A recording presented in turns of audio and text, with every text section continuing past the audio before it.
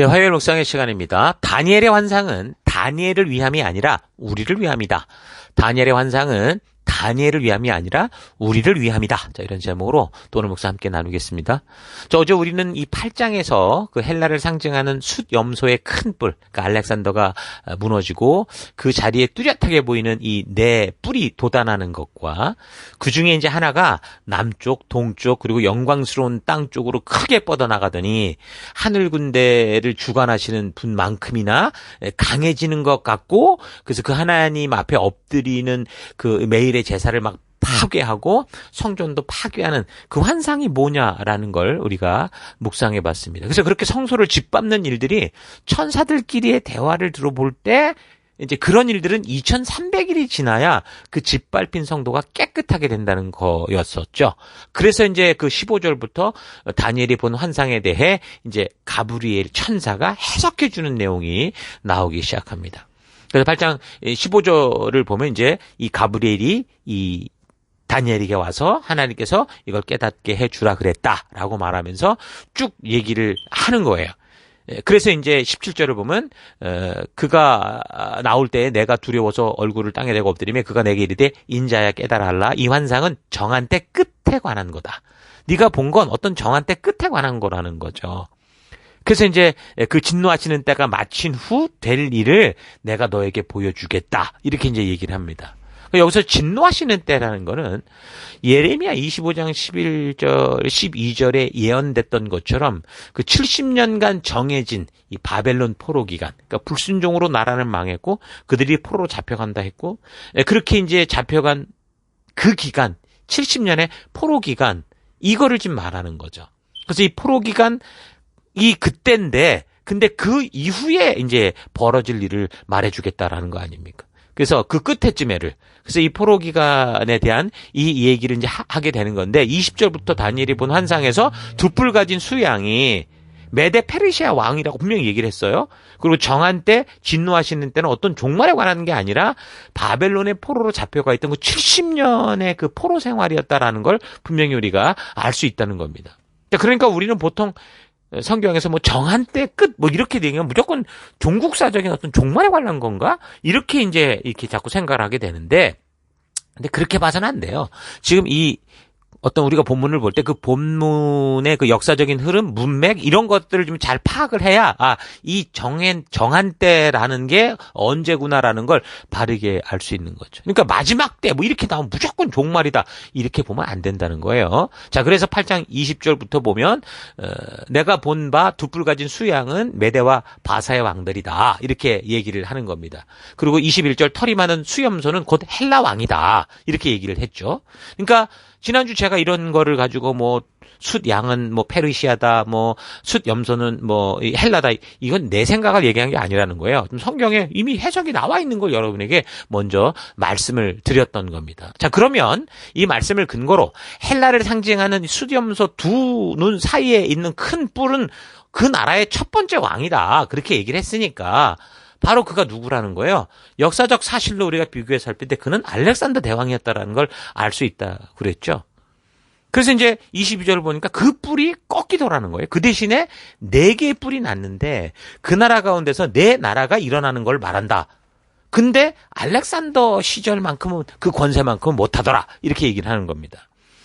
그러니까 지금 알렉산더가 20대 초반부터 페르시아, 그러니까 동방원정을 떠나서 뭐 인도 접경에 이르기까지 뭐 거침없이 온 세계를 점령을 했었는데 결국 이 알렉산더도 의문의 죽음을 죽는단 말이에요. 젊은 이 33세 나이에. 그러니까 아마도 그의 교만이 꺾이는 그런 거라고 보는데, 근데 그가 이제 어쨌든 그런 정복전쟁 때문에 결혼도 늦게 했어요.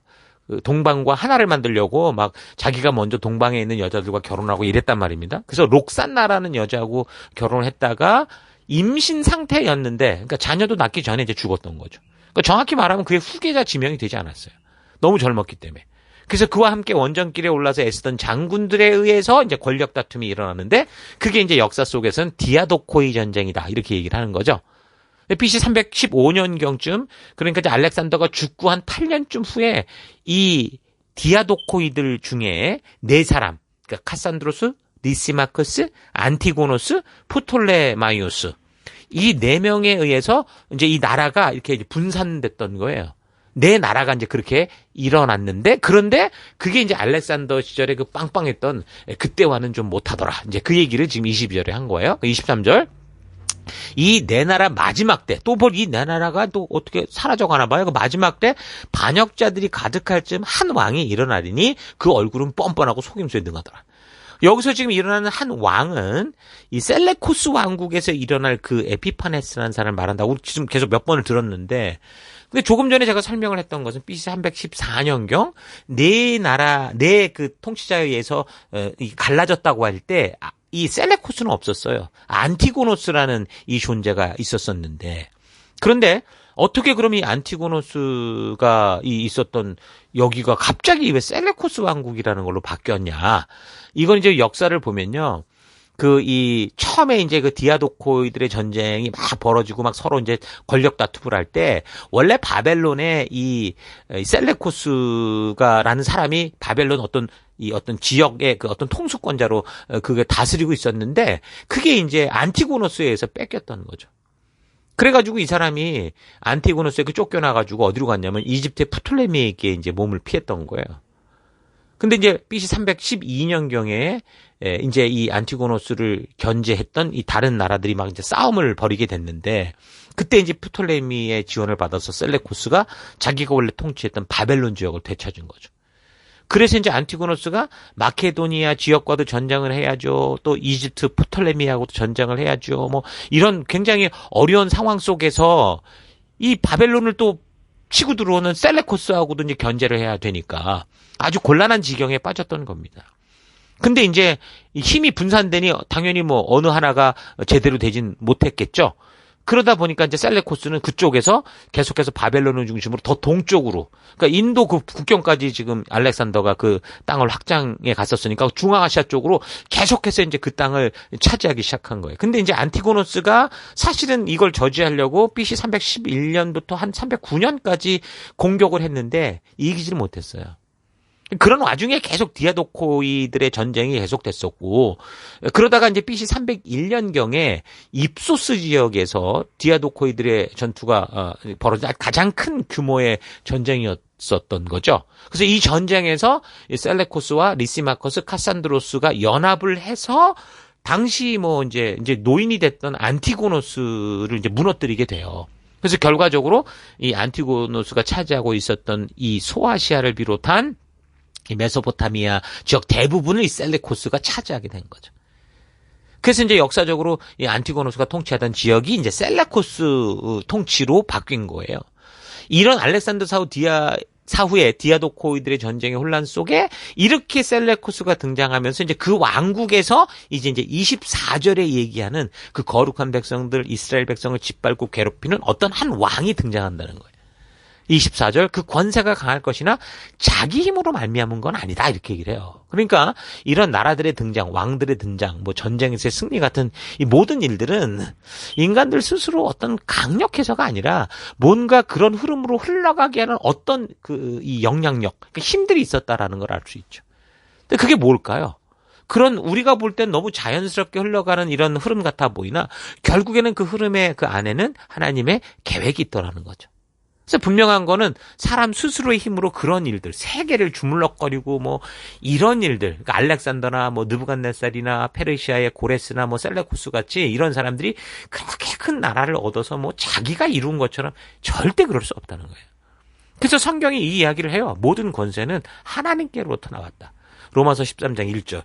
각 사람은 위에 있는 권세들에게 복종해라. 권세는 하나님으로부터 나지 않음이 없나니 모든 권세는 다 하나님께서 정하신 바다. 그러니까 이것도 오해하지 말아야 되는 게, 분명히 이런 흐름에 대해서는 하나님이 주도하시지만 하나님이 이런 계획을 세워서 이렇게 만들고 저렇게 만들고 그런 개념은 아니에요. 그런 게 아니고 분명한 것은 어쨌든 권세를 잡고 뭔가 그 안에 이 온 세계에 영향력을 미치는 그런 일들에는 분명한 하나님의 어떤 그 명령, 하나님의 뜻을 이루어야 되는 그 사명이 있는 기회의 자리를 가지게 되는 거라는 거예요. 그래서 당시대의 권세를 쥐는 자들이 하나님의 이런 뜻을 거절하고 거스르게 될 때 결국 그들의 끝은 반드시 심판을 받고 무너지더라는 거죠. 그게 지금 바벨론, 페르시아, 헬라, 로마 이렇게 그 큰 신상이나 뭐 짐승들을 통해 보여주는 그 이야기예요. 하나님이 세우신 권세를 거스르고 하나님의 뜻을 거스린다고 하면은 결국은 하나님으로부터 주어 받은 이 권세자들이 하나님의 뜻이 아니라 자기 욕심대로 그렇게 행해버렸다라는 거죠. 그럼 당연히 심판이 있기 마련이라니까요. 그렇게 하나님의 뜻으로부터 시작돼서 권세를 줬더니 셀레코스 왕국도 그렇게 무너지는 거예요. 8장 24절. 거룩한 백성을 멸하리라. 25절. 그가 꾀를 베풀어 제 손으로 속임수를 행하고. 벌써 딱 보니까 교만한 게 보이죠. 마음에 스스로 큰 채하며 또 평화로운 때 많은 무리를 멸하며 또 스스로 서서 만왕의 왕을 대적할 것이나.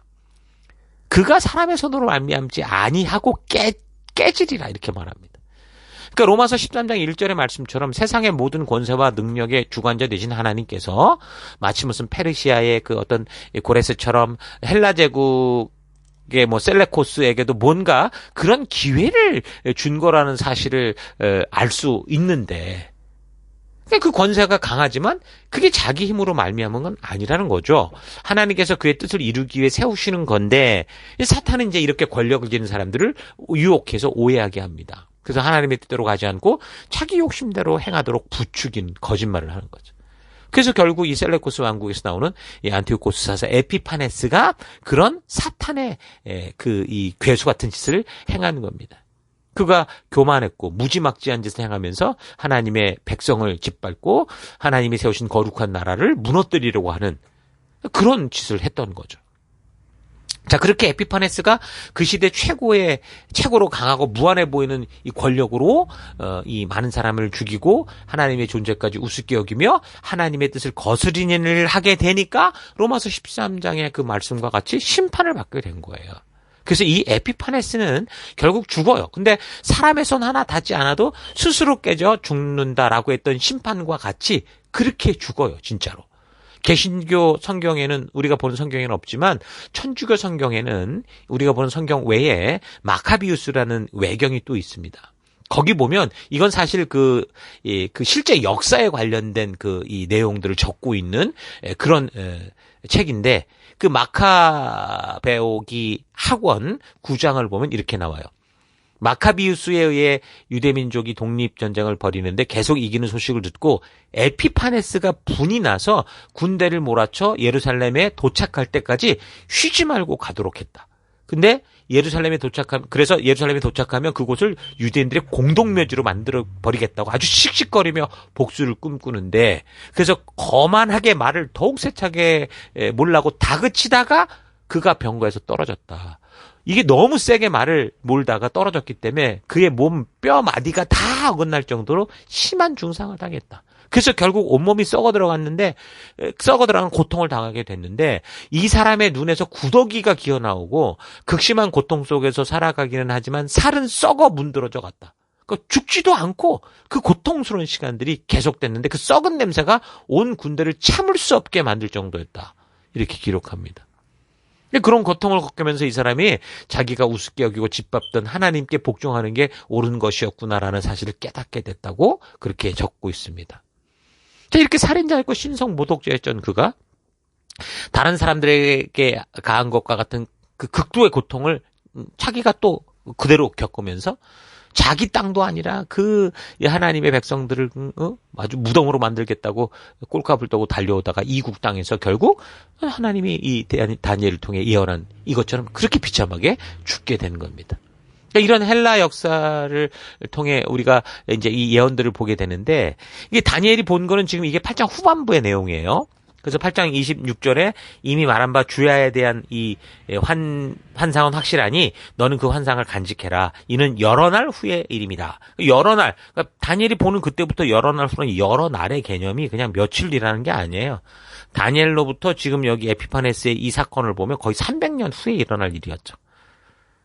그러니까 다니엘이 이제 이런 환상을 보다가 지쳐서 일어났어요. 너무 알았어. 너무 이게 걱정되고 막 두렵고 떨리니까. 끙끙 앓았던 거죠.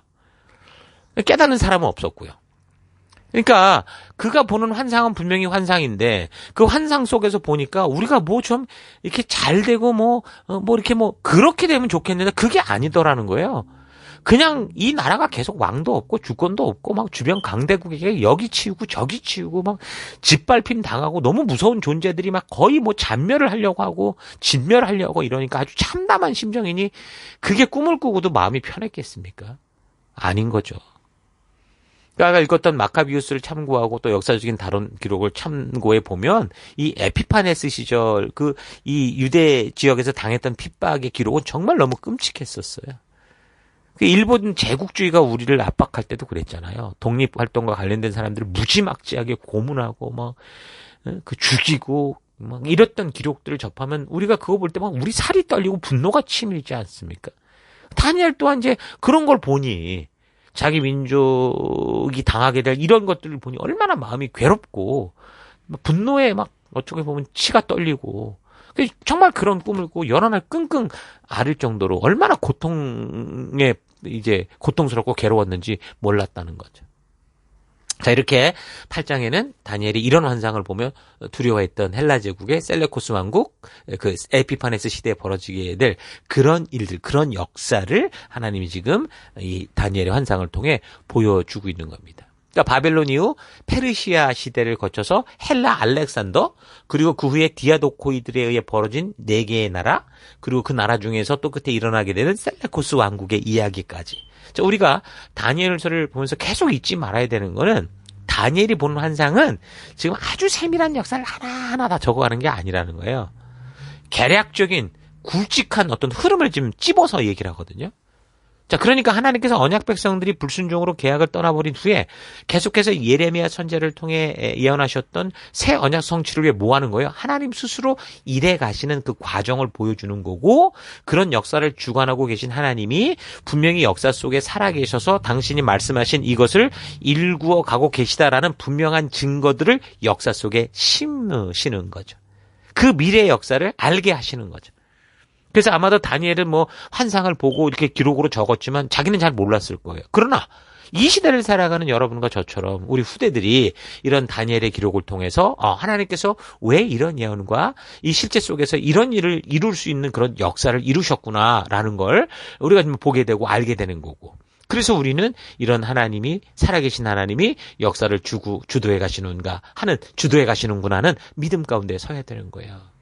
바람처럼 지나가 버리는 감정과 느낌에 집착하는 게 아니라 다른 그 무엇도 아닌 그 하나님이 직접 기록으로 주신 이 성경 말씀을 근거로 우리의 믿음의 자리를 반석 위에 온전히 세워야 된다라는 거.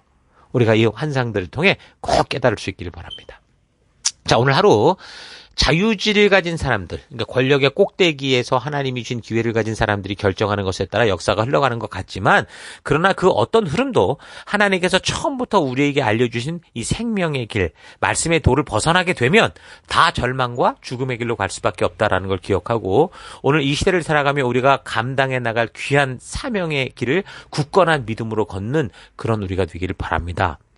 다니엘이 본 환상들은 환상을 본 다니엘을 위한 게 아니고요. 오히려 그 후대들, 이 예언의 일들이 역사 속에서 다 성취된 후를 살아가는 그런 사람들을 위한 하나님의 준비라고 할 수 있겠죠. 하나님이 약속하신 새 언약의 나라를 살아가는 이들을 위한 분명한 하나님의 역사인 겁니다. 우리는 그런 여호와 이레의 삶을 살고 있는 거예요.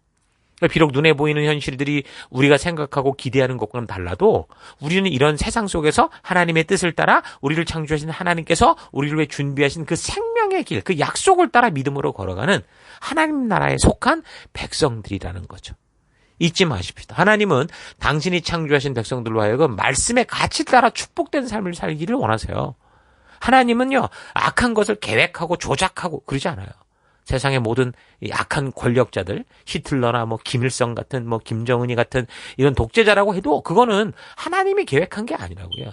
하나님께서는 저들로 말미암아 하나님의 뜻을 바르고 온전히 이루어갈 수 있는 그런 존재로서의 기회를 주신 거예요. 그런데 저들이 그런 권세를 지닌 독재자가 되고 나서 악한 존재가 되는 거는 저들이 하나님이 주신 이런 기회를 여기 에피파네스처럼 마치 자기의 욕심을 이루는 그런 일에 쓰려고, 그를 부르신 하나님의 분명한 부르심을 노골적으로 거절하기 때문에 이 선한 뜻을 가진 가진 이 존재들이 악당이 되는 거예요.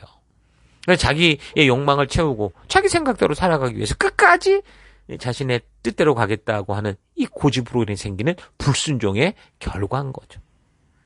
자, 그렇게 하나님의 뜻이 아닌 불순종의 길, 욕심대로 자기 생각대로 살기로 한 저들에게 뭐가 있다고 그래? 반드시 심판이 있다라고 말합니다. 로마서 13장 2절.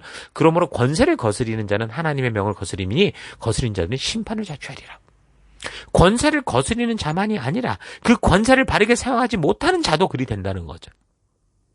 하나님이 세우신 권세를 거스리는 자는 하나님의 뜻을 거스리는 거다라고 한다면 그 하나님으로부터 주어진 권세를 받은 자들이 하나님의 뜻이 아니라 자기의 욕심을 따라 사용하는 것 또한 분명 하나님의 뜻을 거스리는 것이니 이들에게 심판은 자명하다는 거죠.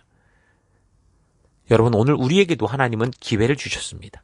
세상에 높은 권력을 가지진 않았어도 그 시대, 그 환경, 그 나이에 맞게 각자가 그 자리에서 하나님의 뜻대로 살아서 하나님의 영광스러운 축복을 누리는 열방의 제사장, 거룩하게 구별된 하나님 나라 백성으로 살 기회를 주셨어요. 빛된 기회를 주셨고 소금된 기회를 주신 거예요. 어떤 삶을 살아가겠습니까? 다니엘의 환상을 살펴보면서 그 환상을 보고 그 해석을 들어 잘 몰랐던 다니엘보다 이제 그 환상의 전체적인 그림을 확실히 알 수 있고 그 성취를 볼 수 있는 우리로서 오늘 하루 하나님께서 우리에게 주신 이 상황과 환경 속에서 히스토리 메이커로서의 역할을 잘 감당함으로 지금도 우리와 함께 하시는 하나님이 우리를 보고 기뻐하실 수 있는 그런 믿음의 삶을 살아나가는 여러분과 제가 되기를 축원합니다. 자, 오늘 하루도 힘내십시오. 잠시 기도하겠습니다. 하나님께서는 우리에게 생명의 길을 알려주셨는데 그래서 내게 주신 모든 삶의 순간은 하나님의 뜻대로 살아갈 수 있는 기회였는데 나의 욕심과 내 생각과 느낌을 고집하며 살아왔던 것 회개합니다. 세상의 역사는 마치 그 시대의 권력자, 부자, 정치가 대통령에 의해 그 방향이 결정되고 흘러가게 되는 것 같지만 오직 하나님의 뜻대로 가는 길만이 영원하다라는 거 잊지 않고 오늘 이 시간 나에게 주어진 삶의 현장에서 우리 하나님의 뜻을 따라 그 말씀의 가치를 따라 살아가는 내가 되기 원합니다. 하나님의 은혜로 승승장구하는 삶이 되어질 때 늘 겸손하고 나의 역할을 잊지 않고 보냄을 받은 자로서의 이 사명을 성실하게 이루어가는 내가 되기를 원합니다. 하나님이 성경을 통해 보여주는 이런 환상은 그 환상을 본 그 사람뿐만이 아니라 바로 이 시대를 살아가는 모든 믿는 자들을 위한 거다라는 거 잊지 않고 이 말씀을 통해 하나님의 진정한 뜻, 온전한 뜻을 알아 그 믿음의 길을 걷는 내가 되기를 간절히 바라오며 예수님 이름으로 기도했습니다. 아멘.